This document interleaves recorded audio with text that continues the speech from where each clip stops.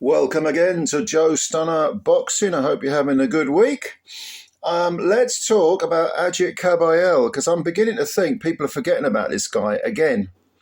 We talked a lot about Dubois and his resurgence. Joseph Parker, fantastic comeback after being knocked out by Joe Joyce.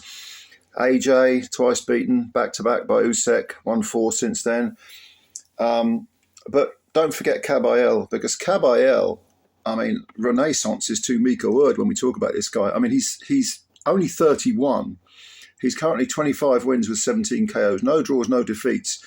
And his last two fights were a fourth-round knockout of Arslanbek Makhmudov, who was unbeaten in 18 and considered to be a bit of a dark horse, a threat. Very menacing-looking guy, isn't he? Not a bit of it. Kabayel stood him on his head, surprised everyone, including me. Even the few people that were picking Kabayel to beat Makhmudov weren't predicting a fourth-round knockout. And then recently, of course, very recently actually, only a few weeks ago, over in Riyadh again, he beat Frank Sanchez, knocked him out in 7 rounds. And Sanchez coming in with 24 wins, no draws, no defeats. You haven't got a fighter who's got that sort of form. Even if don't get me wrong, I'm not putting anyone down, but I would say Dubois' performances and form at the moment is very, very good. But Kabayel, back-to-back knockouts over Makhmudov and Sanchez. What odds would you have got for that if you'd said that? I think Agit Kabayel will deal with both of those inside 11 rounds. You probably would have, you'd probably got close to 100 to 1 or whatever. But he's still sort of high risk, low reward, and he's still not really in the foreground of people's minds. And I think this is a mistake. Now, I understand why he was the forgotten man, because for many years, he seemed to be sort of in the wilderness. Let's go back to 2017, November, when he fought Derek Chisora. This was the first defense of his EBU title.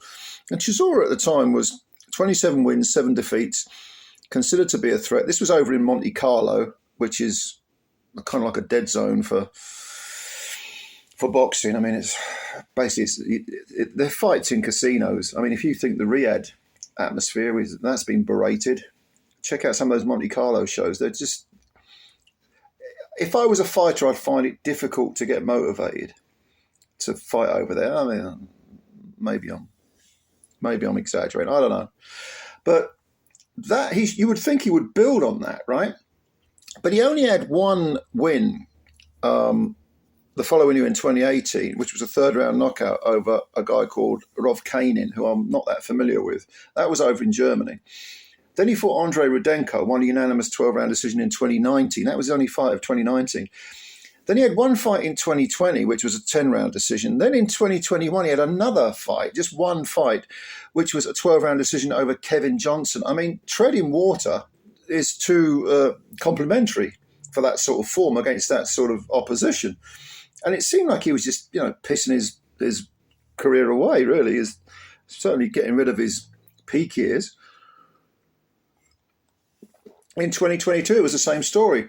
In 2022, his only fight was against Pavel Sauer, who he did in a round. Most people knock Pavel Sauer out in a round. And the ones that don't knock him out in a round, knock him out in one of the subsequent rounds, normally 2 or 3. And then in 2023... towards the back end of it, he had one fight in 2023 before the Makhmudov fight, which was the third round knockout of a guy with a 19-1 record. And then he fought Makhmudov. That was 23rd of December, don't forget. It was that terrific card over in Riyadh. Everyone was stunned by that. Was it a flash in a pan? Was it an aberration? Not a bit of it. Sanchez knocked him out in 7 rounds a couple of weeks ago. The guy... he's just good. He's 6'3". He normally weighs sort of 235, 240-ish, sort of late 230, 235, 238, something like that. Very disciplined, always comes in fit. Good engine, orthodox fighter. And he's one of those guys that he doesn't do anything spectacularly, but he does everything really well. And when you put all those different components together, I mean, Makhmudov couldn't lay a glove on him. And Kabayel wasn't remotely intimidated. And he puts pressure. With both Makhmudov and Sanchez, he wasn't on the back foot. He was putting pressure on these guys, making them work at a pace they didn't like. Certainly Makhmudov, he was body punching beautifully to Makhmudov. And that the body punches were what knocked him out. He was doing the same with Sanchez, taking the air out of the tyres, banging to that body, switching it to the head, using both fists up and down, head to body, body to head, all this sort of stuff, using your feet well, getting into position, being aggressive but not reckless. This guy is good, really good. And when people talk about AJ, Dubois, even Usyk and Fury, I mean, why shouldn't Kabayel be in the mix?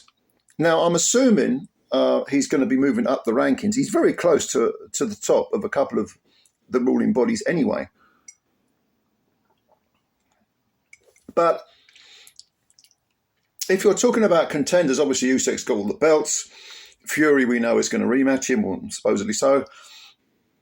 AJ, I can't remember which rankings apply to which ruling body, but AJ's very near the top, no problem. Parker, yeah, no problem. Put him in the top 2, 3, 4.